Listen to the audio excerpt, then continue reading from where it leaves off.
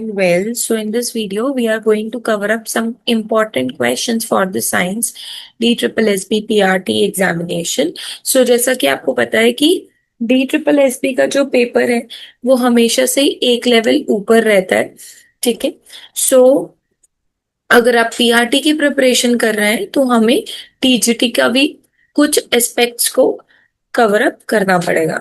So let's start with the first question. A bus covers 150 kilometre in 3 hour. तो distance दिया हुआ है कितना, 150 किलोमीटर। टाइम दिया हुआ है 3 आवर। ठीक है। उसका कंपैरिजन है एक कार के साथ। एक कार का डिस्टेंस है यानी D2 हमारा 240 है और टाइम है हमारा 4 आवर। राइट। तो कौन सा व्हीकल फास्टर है और कितना फास्टर होगा, तो इसके लिए हमें इन दोनों की स्पीड निकालनी पड़ेगी। Speed is equal to distance upon time. ठीक है। दोनों के केस में अगर हम ये करेंगे तो इस केस में आ जाएगी 50। ठीक है। और इस केस में आएगी 60। ठीक है। तो कौन ज्यादा फास्टर है, D2। D2 क्या थी आपकी कार। ठीक है। तो कार कवर्स 240 किलोमीटर इन 4 आवर्स। इसका मतलब कार ज्यादा है और हमने 50 और 60 निकाला था, तो 10 किलोमीटर से वो आगे है। नेक्स्ट इज एक बॉय है, he wants to measure the length of a curved garden. जो गार्डन है उसकी शेप कर्व है। तो कर्व चीजों के लिए हम वो तो नहीं मेजर कर सकते, स्केल से तो मेजर नहीं कर सकते। तो ना तो मीटर स्केल होगा, तो will be using thread to measure it. जब आप ऐसे थ्रेड से मेजर कर लोगे, इनिशियल पॉइंट और एंडिंग पॉइंट को ध्यान रखना, और फिर हम इसको सीधा कर लेंगे तो हमें लेंथ पता लग जाएगी। ठीक है। Correct answer is B. Next is two objects of equal size are kept at different distances. दो ऑब्जेक्ट्स है, मान लो एक यहाँ पर है और एक यहाँ पर है। Right. Eight different distances from a lamp. और मान लो एक लैम्प यहाँ पर हम लगा देते हैं। ठीक है। एक लैम्प यहाँ पर जल रहा है। Right. The nearer one forms a larger shadow. तो जो नियरर वन होगा उसकी बड़ी शैडो बनेगी। और इसका मतलब क्या है, इसका मतलब ये है कि जैसे जैसे दूर होता जाता है ना ऑब्जेक्ट, वैसे वैसे शैडो क्या हो जाती है, छोटी हो जाती है। और शैडो कलर पे डिपेंड करती है ऐसा तो है नहीं। शैडो डिपेंड करती है डिस्टेंस पे। तो जो इतना दूर है उसकी शैडो क्या बनेगी, छोटी बनेगी। और जो पास है उसकी शैडो बड़ी बनेगी। Next is you place a glass tumbler in sunlight. आपने ग्लास टम्बलर रखा सनलाइट में और ऑब्जर्व किया कि एक bright spot of wall opposite. मतलब मान लो आपने ये ग्लास रखा। ठीक है। और इधर सनलाइट आ रही थी और एक यहाँ पर इधर वॉल पर एक स्पॉट देखा। ठीक है। इधर। सो बेसिकली क्या हुआ, आप इस डायग्राम से देखकर ही पहचान गए होंगे। Light is opaque, light scatter, light went through refraction and focuses. Yes. ठीक है। तो बेसिकली क्या हुआ ना, लाइट जो थी वो पानी से क्या हो गई, रिफ्रैक्ट हो गई। राइट। और उसने एक ब्राइट स्पॉट बना लिया। Next is electricity and circuit. The question is एक बल्ब है, जब हमने उसको कनेक्ट किया ड्राई सेल से। ड्राई सेल वो होता है जो आपके रिमोट्स वगैरह में यूज होता है। ठीक है। तो जो टेम्परेरी सेल होता है। ठीक है। एक बल्ब है, उस वो ग्लो कर रहा है जब हमने उसे ड्राई सेल से कनेक्ट किया। If you add one more bulb in series, तो आपने एक और बल्ब सीरीज में लगा दिए। ठीक है। आपने एक और बल्ब सीरीज में लगा दिया और उसकी ब्राइटनेस डिक्रीज हो गई। क्यों? एक चीज ध्यान रखना, एक तो होता है सीरीज और एक होता है पैरेलल। जब भी हम सीरीज में लगाते हैं ना, जब भी हम सीरीज में लगाते हैं तो करंट सबका सेम होता है। ठीक है।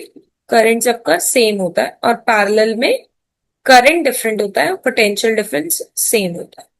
ठीक है। अब इससे क्या हुआ, जब करंट सबका सेम है, राइट, तो उसकी वजह से जो टोटल रेजिस्टेंस थी वो बढ़ गई, है ना। जो पूरे सेटअप पे रेजिस्टेंस थी, ऑब्स्ट्रक्शंस थी, वो बढ़ गई। तो पहले वाले के पास ज्यादा जाएगी, अगले पे कम, उससे अगले पे कम। So series connection increases resistance and during reducing current. जो फेरी लाइट्स होती हैं दिवाली पर, उनमें सीरीज कनेक्शन रहता है। ठीक है। Next is a switch is made of plastic outside.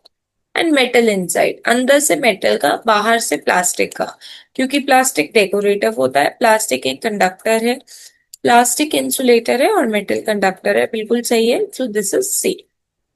Next is magnetism पे कुछ क्वेश्चंस है।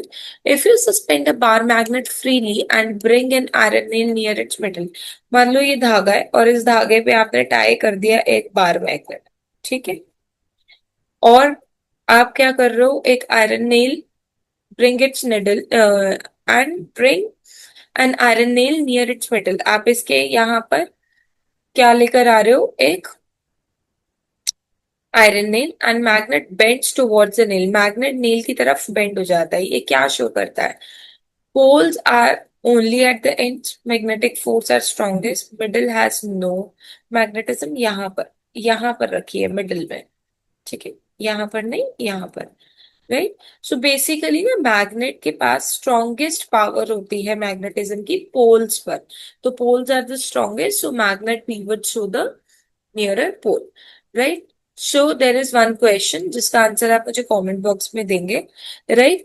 अ student store two bar magnet touching each other, north north and south south, after week वो थोड़े वीक हो गए, क्यों हो गए, ठीक है, तो इसके लिए ऑप्शंस मैंने नहीं दिए, तो आप इसका आंसर मुझे देंगे कमेंट बॉक्स के अंदर। वेट क्लोथ्स जो है वो बहुत जल्दी सूखते हैं विंडी डे में, सनी डे में, क्योंकि इवेपोरेशन फास्टर होता है with heat and moving air, water ice में तो कन्वर्ट नहीं होती है, humidity increases, clothes absorbs air, so basically heat और विंड दोनों चीजें मिलकर इवेपोरेशन को बढ़ा देती है। Next is if air pressure suddenly drops at a place, the most likely weather changes, देखो हवा का बहाव एकदम से कम हो जाए तो क्या होगा, clear sky, heavy rainfall, colder temperature, या ऐसा कुछ भी नहीं होगा। जब भी एयर का दबाव कम हो जाता है एक प्लेस में, इसका मतलब अब बारिश होने वाली है या फिर स्टॉर्म आने वाला है। नेक्स्ट इज एक कैमल के नॉस्ट्रल है, वो ना सैंडस्टॉर्म में, यानी जब रेत के, सैंड के स्टॉर्म चलते हैं, तूफान चलता है, ठीक है, हवा चलती है बहुत जोर से, तो कैमल की नॉस्ट्रल बंद हो जाती है, ये उसका एक बिहेवियरल एडाप्टेशन है, बिहेवियर में आ गया। स्ट्रक्चरल है, माइग्रेशन, एक जगह से दूसरी जगह पे माइग्रेट कर रहा है, या फोटोसिंथेसिस, देखो फोटोसिंथेसिस और माइग्रेशन तो नहीं है, और अगर हम बात करें बिहेवियरल की तो वो भी नहीं है, स्ट्रक्चर है ना, उसकी बॉडी पार्ट के स्ट्रक्चर में ही ऐसा अडेप्टेशन है, सो that is correct. Frogs land पे और वाटर पे सर्वाइव कर लेते हैं, इसी वजह से इन्हें हम क्या बोलते हैं, एम्फीबियंस बोलते हैं, ठीक है।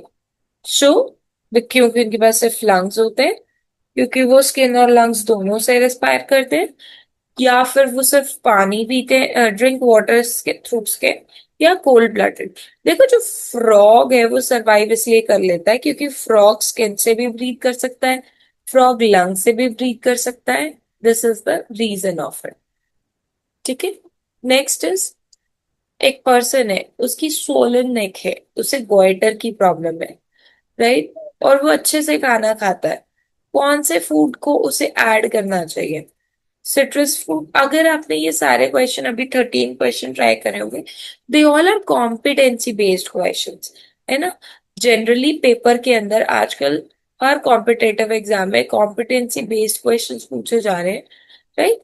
सो अगर अभी तक आपको सेशन अच्छा लग रहा है तो do like share and subscribe. So उसको क्या हेल्प करना चाहिए, सिट्रस क्या ऐड करना चाहिए, citrus fruit, iodised salt, milk या pulses, so he should add more iodine, sea food खा सकता है, नमक ऐड कर सकता है, ठीक है, ये सारी चीजें वो ऐड कर सकता है। Next is a balance diet must contain, easier question for you, सारे ही होते हैं, ओनली कार्ब्स एंड फैट्स तो होगा नहीं, न्यूट्रिएंट्स इन राइट प्रोपोर्शन, सब बहुत ज्यादा नहीं होंगे, सभी के सभी एक प्रॉपर रेशियो में होंगे। Next is why is silk consider a protein fibre, silk को एक प्रोटीन फाइबर क्यों बोलते हैं, क्योंकि वो वाटर में डिसॉल्व हो जाता है, it is made of amino acid from silk form secretion, plant से बना है, स्टार्च से, बेसिकली जो सिल्क है ना, that is protein based. So yes, it is made of amino acid from silkworm secretion. Next is जब आप spinning करते हैं तो फाइबर्स जो होते हैं वो ट्विस्ट हो जाते हैं. This makes yarn weak. या तो वो यार्न को धागे को वीक कर देते हैं, स्ट्रेंथ इंक्रीज करते हैं, रिमूव द नेचुरल कलर या separate dirt. So basically it twist increases the strength. उनकी ट्विस्टिंग होना ज्यादा जरूरी है.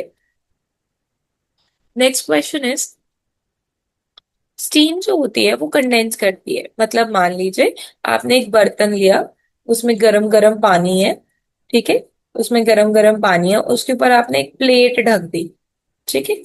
तो आप देखेंगे थोड़ी देर बाद जो वाटर ड्रॉपलेट है वो इस थाली के ऊपर, इस प्लेट के ऊपर आ जाएंगे, है ना. इसे क्या बोलते हैं? Latent heat of fusion. Latent heat of fusion का मतलब होता है सॉलिड कन्वर्ट्स इनटू लिक्विड. वो तो नहीं हुआ है यहाँ पे, ठीक है, फ्यूजन तो नहीं हुआ है. क्या हुआ है? Gas to liquid. So that is latent heat of condensation is a correct answer. Burning of magnesium ribbon gives a white ash of magnesium oxide. आपने मैग्नीशियम रिबन लिया और उसको आपने जला दिया, ठीक है, उसको आपने ऐसे जला दिया और जलने के बाद उसकी ऐश बच गई वाइट कलर की. और वो देखो, कभी भी मैग्नीशियम बर्न करेगा, किसी भी चीज को बर्न करने के लिए ऑक्सीजन की सप्लाई चाहिए. तो अगर वो मैग्नीशियम बर्न कर रहा है तो वो ऑक्सीजन की सप्लाई में बर्न करेगा और वो बनाएगा मैग्नीशियम ऑक्साइड. ठीक है, इसको बैलेंस कर लेते हैं. राइट, तो ये हो गया बैलेंस. और अब ये जो बना ये मैग्नीशियम ऑक्साइड, क्या ये वापस मैग्नीशियम रिबन बन सकता है? नहीं बन सकता. So it's a chemical change producing a new substance. Next is you have a mixture of iron fillings and sulfur powder. आप कैसे सेपरेट करेंगे? देखो, आयरन फिलिंग को हैंड विक करेंगे ये तो हो नहीं सकता. आप ये भी कह सकते हैं सीविंग कर सकते हैं, छान सकते हैं सल्फर पाउडर को, पर सीविंग ऑप्शन में नहीं है. तो आप मैग्नेटिक सेपरेशन कर सकते हैं. मैग्नेट लीजिए और आयरन उस मिक्सचर में, जैसे मान लीजिए ये एक चाइना डिश है, इसमें आपने आयरन फिलिंग और सल्फर के पाउडर डाल दिए, तो सारी आयरन फिलिंग इस मैग्नेट पर स्टिक हो जाएगी. ठीक है, so magnetic separation will be the best answer. Next is question number 20. Which method is use to obtain pure water from salty sea? Churning तो होता है, जैसे हम दूध दही लस्सी से मक्खन निकालते हैं, तो वो तो होता है चर्निंग. वो तो कर नहीं रहे हैं. डिस्टिलेशन भी नहीं हो रहा है, सेडिमेंट कुछ डिस्टिलेशन हो रहा है, सेडिमेंटेशन हो रहा है या फिल्ट्रेशन हो रहा है. How to obtain pure water from salty sea water quickly? जल्दी निकालने के लिए हमें क्या करना होगा? Right, so the correct answer is distillation. हम डिस्टिलेशन के प्रोसेस से इसे कर सकते हैं. Next question is if the ball and socket joint of the shoulder is replaced with hinge joint. देखो, बॉल एंड सॉकेट के अंदर ना एक एबिलिटी होती है कि जो बॉल एंड सॉकेट है ना वो सारी डायरेक्शन पे फ्रीली मूव कर जाता है, बट हिंज जॉइंट सिर्फ एक ही डायरेक्शन में मूव करता है, वन डायरेक्शन में. तो अगर बॉल एंड सॉकेट को आप हिंज जॉइंट से मूव करोगे तो it will only and only what is ball and socket of the shoulder is replaced with. So you would lose the ability of moving the arm in all the direction. ठीक है, वो नहीं कर पाओगे. School आपका protect करता है brain को through the bones are fused. तो स्कल जो है ना that is actually not flexible, it is rigid, hard है प्रोटेक्शन के लिए. If a plant is kept in a dark room for 3 days, उसकी पत्तियां पीली पड़ जाती है. क्यों? क्योंकि वाटर की कमी है, मिनरल की कमी है, सनलाइट फॉर क्लोरोफिल फॉर्मेशन. एक चीज ध्यान में रखना, सनलाइट लीव्स में मैग्नीशियम 2 पॉजिटिव आयंस की वजह से ट्रैप होती है. अगर लीफ में Mg2 पॉजिटिव आयन जो कि क्लोरोफिल के पास है वो नहीं हो, जिससे कि एक्चुअली में प्लांट पॉट पीले पड़ जाएंगे. Which process explains why oxygen bubble appear on aquatic plant? Oxygen bubbles, अगर आपने भी कभी सी डाइविंग करी है तो आपने देखा है बबल्स आते हैं because of they are photosynthesis doing, and they are doing photosynthesis and releasing oxygen. Respiration तो नहीं हो रहा है, मेक फूड ब्रेक डाउन नहीं हो रहा है.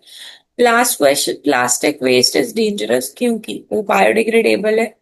बायोडिग्रेडेबल तो है नहीं, एब्जॉर्ब हो जाता है सॉइल में, 100 of years तक पड़ा रहता है या मेन्योर बन जाता है. तो करेक्ट आंसर है C. Right, that's all for today. These were some 25 questions. If you find this video productive, so do like, share, and subscribe. Thank you so much for watching.